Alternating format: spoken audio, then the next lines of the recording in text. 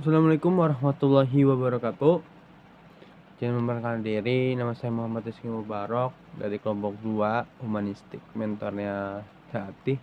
Sini saya akan menerangkan, menyabarkan mengenai materi-materi yang telah disampaikan ketika latihan kepemimpinan 1 kemarin.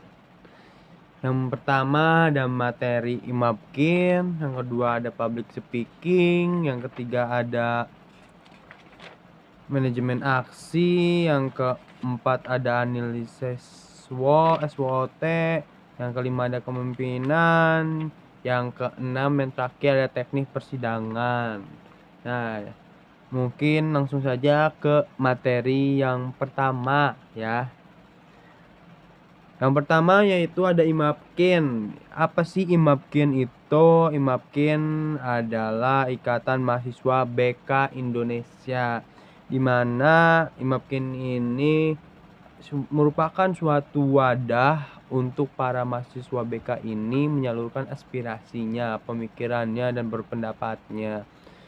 Nah, di sini tuh IMAPKIN itu didirikan pada 2007 pada tanggal 7 sampai 9 Desember.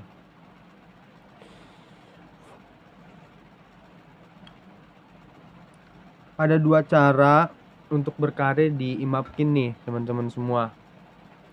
Yang pertama itu kita tuh harus ada pengabdian. Pengabdian itu ataupun totalitas. Pengabdian totalitas artinya kita mengabdi kepada organisasinya. Segala kita harus keluarkan totalitas. Semuanya kita berikan untuk organisasi yang kita abdikan itu. Itu yang kedua itu harapan.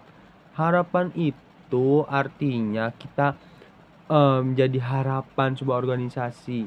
Kita dibanggakan oleh organisasi, kita dipercaya untuk bisa membangun nama organisasi tersebut gitu. Kita sebagai harapan gitu. Terus setelah itu ada passion. Kita harus passion dulu nih gitu tuh loh. Kalau kita nggak melakukan sesuai passion bakal susah teman-teman semua. Kita harus sesuai passion. Kita kayak artinya kalau gue ngelakuin satu hal ya karena gue suka, jangan karena terpaksa, jangan karena teman gitu. Yang kedua itu habit, mengenai lingkungan atau fenomena terjadi, yaitu lingkungan sekitar kita, lingkungan keluarga, lingkungan organisasi. Akses itu jaringan komunikasi, relasi-relasi yang terjadi di dalam organisasi IMAPKIN ini karena IMAPKIN itu merupakan Ikatan Mahasiswa BK Indonesia, artinya yaitu seluruh Indonesia gitu. Cara menjadi IMAPKIN nih teman-teman mahasiswa BK nih, yang pertama kita harus aktif secara kongres. Kita mengikuti kongres yang diadakan IMAPKIN, kita harus datang agar pengurus IMAPKIN itu mengetahui kita dari mana. Kita selalu mengikuti acara-acara kongres IMAPKIN tersebut agar kita bisa menjadi, ada peluang yang diberikan pengurus untuk kita menjadi anggota IMAPKIN. Yang kedua itu mengikuti musyawarah wilayah maupun musyawarah daerah. Artinya dari tingkat kota, wilayah maupun daerah, provinsi lah, kita itu harus aktif. Kita harus mengetahui, kita harus ikut serta dalam hal tersebut. Mungkin itu untuk materi IMAPKIN. Yang kedua yaitu ada public speaking. Apa sih public speaking itu? Dalam definisi umumnya, public speaking merupakan kegiatan komunikasi secara lisan yang dilakukan secara langsung di muka umum, di depan banyak orang. Tips dan trik public speaking. Yang pertama, kenali tujuannya. Yang kedua, susun poinnya apa aja. Terus yang ketiga, persiapkan alat bantu jika diperlukan. Kuasai materi yang keempat. Karena kalau nggak menguasai materi, kita akan ngeblank tengah jalan. Terus yang kelima, perhatikan aspek nonverbal. Nih, tujuannya public speaking tuh apa sih gitu. Yang pertama ada memberikan informasi gitu dari kita mengetahui informasi, kita sampaikan kepada halayak luas. Yang kedua yaitu ada mempengaruhi audiens nih, teman-teman semua. Kita secara public speaking harus bisa menguasai, mempengaruhi audiens agar keputusan ataupun informasi yang diberikan bisa tersampaikan gitu. Yang ketiga ada pembicara, audiens atau komponen dalam public speaking. Oh iya, mungkin itu dua tujuannya. Yang tiga ada jenis-jenisnya nih teman-teman semua. Jenis-jenis informasi pada public speaking ada jenis-jenisnya. Yang pertama itu ada informatif, di mana public speaking ini benar-benar hanya memberikan sebatas informasi kepada audiens, nggak selebih itu. Hanya memberikan informasi. Seperti COVID nih, pengumuman COVID itu kan sebatas informasi yang kena berapa, yang meninggal berapa. Nah, itu sebatas informasi.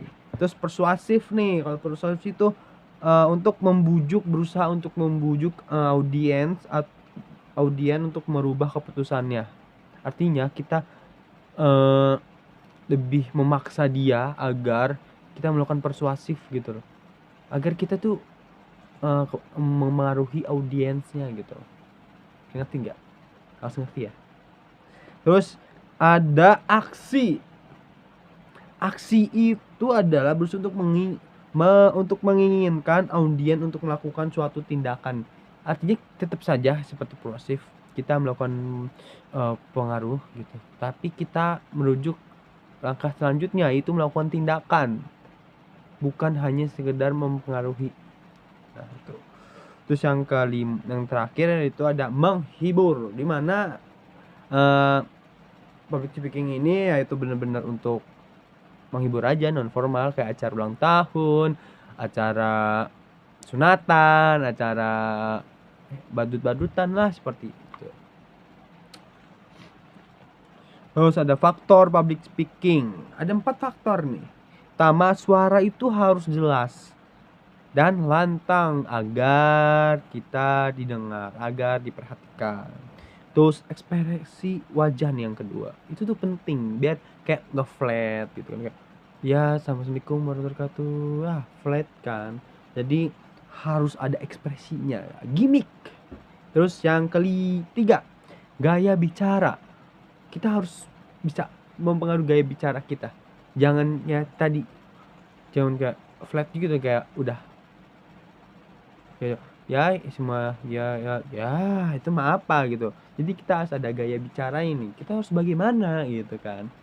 Terus yang terakhir ada pembendaharaan kata, di mana pembendaharaan kata ini yaitu mengenai kata-kata yang kita bisa gunakan ketika public speaking. Jika pembendaharaan kata kita kurang, kita bakal bingung nanti untuk menghubungkan perkalimatnya, perkatanya gitu. Ada metode nih terakhir, metode itu ada metode naskah, yang kedua ada metode hafalan, yang ketiga spontanitas gitu kan. Mungkin kalian tidak perlu dijabarkan juga mengerti gitu mengenai hal itu. Terus yang ada materi ketiga nih, yaitu manajemen aksi. Manajemen aksi apa sih itu? Ada yang tahu nggak? Nah, manajemen aksi itu adalah sebuah sistem pengaturan demonstrasi aksi massa yang dilakukan oleh beberapa orang untuk menggalang opini publik terhadap suatu masalah yang terjadi. Nah, kenapa ada aksi? Nih teman-teman, sebelum lanjut semuanya. Kenapa ada aksi? Karena ada masalah. Masalah apa sih? Masalah yaitu adanya perbedaan harapan dengan realitas yang terjadi. Artinya, gini teman-teman semua. Ketika teman-teman mempunyai harapan kepada seseorang dan seorang itu gak sesuai sama harapan kita, malah realitasnya berbeda dengan harapan kita akan merasa kecewa. Nah, di situ masalahnya teman-teman semua. Nah,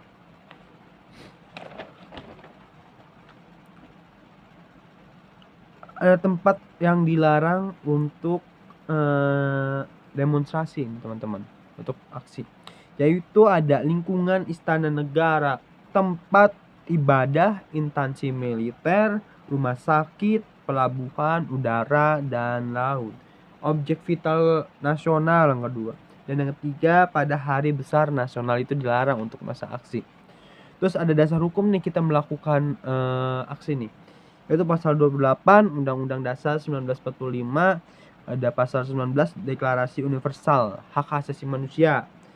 Dan yang ketiga ada UU nomor 9 tahun 1998 tentang kemerdekaan menyampaikan pendapat di muka umum gitu.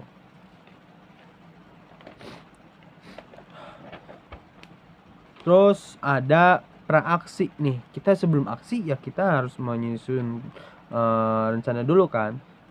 Praaksi itu kita harus konsolidasi setiap aliansi, setiap organisasi. Kita harus berkonsolidasi. Kita satu tujuan apa tidak mengenai masalah yang terjadi. Terus ada kajian dan audiensi. Kajian itu mengenai masalah yang terjadi, kita kaji apa yang salah dan apa yang tidak, apa yang dipermasalahkan yang akan diangkat menjadi isu gitu. Terus audiensi kan sama aja. Ada teklab nanti, ada teknis lapangan yang akan dilakukan nanti rencana untuk di aksinya. Terus mengajukan pemberitahuan aksi, terus menciptakan isu, terus membuat perangkat aksi.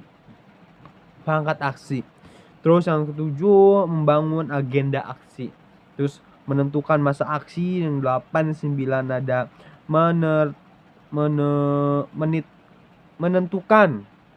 menentukan titik kumpulnya. Terus ada yang 10 mempersiapkan alat peralatan gitu teman-teman. Terus yang keempat teman-teman, materi keempat. Empat ini cocok untuk diri kita semua. Kenapa? Karena ini analisis SWOT, yang dimana singkatan perkatanya berbeda-beda. Strength yaitu kekuatan. Terus ada weakness yaitu kelemahan. Terus ada opportunities yaitu peluang.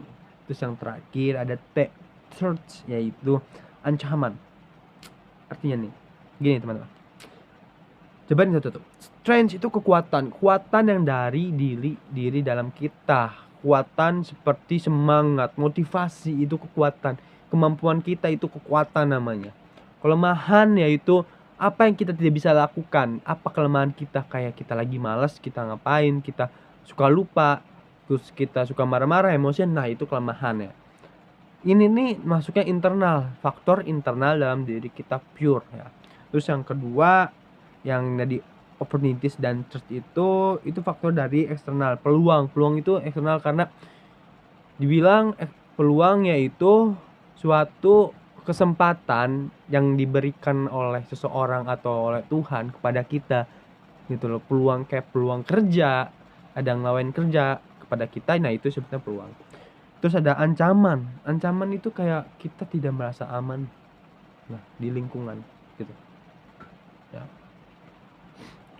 Nah ada teknik nih yang dibuat oleh Albert Humori pada 1960.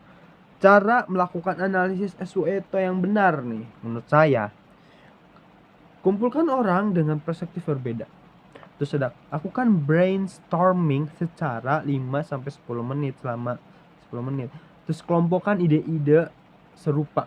Terus selanjutnya tentukan peringkat idenya nih. Siapa nih yang paling bagus idenya. Terus yang terakhir buat daftar gagasan prioritas gitu. Jadi kalau sesuatu ini benar-benar kita harus, karena kita harus bisa menyesuaikan diri sebagai bisa menjadi semangat kita untuk melakukan sesuatu. Itu tuh kemampuan diri. Sesuatu ini benar-benar kita mengendalikan kemampuan dan kelemahan kita yang dipengaruhi juga oleh yang tadi peluang dan ancaman. Nah kita harus bisa berpikir matang dengan hal ini SWOT. Kita merencanakan. Yang kelima yaitu ada kepemimpinan, teman-teman. Apa sih kepemimpinan itu? Kepemimpinan merupakan penentu berhasil tidaknya pencapaian organisasi. Kepemimpinan itu bisa dalam diri kita sendiri. Kita di sini ya kita memimpin diri kita sendiri gitu. Gak usah jauh-jauh kita sebagai ketua baru dibilang kepemimpinan, enggak. Itu namanya ketua. Itu namanya pemimpin. Kalau kepemimpinan itu berasal dari diri kita sendiri, dikendalikan oleh diri kita sendiri, hanya dipengaruhi oleh faktor eksternalnya gitu. Pemimpin tidak bisa berjalan sendiri. Pemimpin itu harus bersama anggotanya gitu. Nggak bisa jalan sendiri, nggak bisa nuntuin ego sendiri, nggak bisa. Nih perilaku pemimpin yang efektif nih, menghargai keberagaman, karena kita setiap anggota berbeda-beda pendapat, berbeda-beda agama, berbeda-beda cara pikir gitu kan. Terus mendorong kreativitas. Kita harus bisa mendorong kreativitas para anggota kita. Jangan sampai kita membatasi kreativitasnya. Terus mencairkan suasana. Kita harus bisa care lah, humble lah kepada anggota, biar suasananya nggak tegang-tegang banget gitu. Fungsi pemimpin terhadap tugas nih, merumuskan tugas. Terus yang kedua, mengalokasikan pekerjaan dan SDM, membuat rencana, terus menyelesaikan perencanaan, memeriksa pekerjaan anggota. Terus self awareness nih, lihat bayangan dan ukur. Self replication, gambaran diri, dan regulation, reflami. Terus yang terakhir nih materi nih, teknik persidangan. Definisi adalah sebagai pertemuan formal organisasi guna menghasilkan suatu keputusan untuk menjadi ketetapan. Ada macam-macam nih persidangan nih. Terus ada macam-macam nih. Pertama nih ya, ada yang namanya sidang komisi. Sidang komisi itu apa sih? Sidang komisi yaitu hanya di lingkungan kayak seperti divisi lah, komisi. Hanya dihadiri divisi aja gitu, per komisinya. Terus yang kedua ada sidang pleno, diikuti oleh peserta sidang komisi. Kita seluruh sidang lah semuanya, semua anggota. Kayak OSIS nih misalnya. Komisi itu sebagai sekbid, sekretaris bidang 1, pokoknya bidang-bidang ya, misalnya 10, nah itu dibilangnya komisi. Kalau pleno itu semua kayak OSIS semua itu harus ikut. Terus sidang paripurna itu seluruh peserta dan peninjau bisa mengikuti. Terus ada kelengkapan sidang nih. Yang pertama pimpinan sidang, peserta sidang, peninjau, palu, harus draft sama konsideran. Untuk manajemen apa ya istilahnya, ketukan palunya nih. Satu kali ketukan nih untuk scoring, pengalihan pemimpinan sidang, berganti pimpinan. Yang kedua ada 2 ketukan, pending atau istirahat, atau emang ada yang harus pending lah, diberhentikan dulu. Terus ada 3 ketukan, itu membuka menutup sidang. Nah macam-macam instruksi nih, ada instruksi point of order itu mengajukan pendapat, instruksi point of information itu memberikan informasi yang diketahui oleh si pendapat. Terus 3 informasi of klarifikasi masalah. Yang keempat instruksi point of privilege atau pembelaan. Mungkin sudah cukup situ aja 6 materi yang saya rangkum, yang saya cerna selama LK Kepemimpinan 1 itu. Semoga teman-teman mengerti dengan apa yang saya sampaikan. Assalamualaikum warahmatullahi wabarakatuh.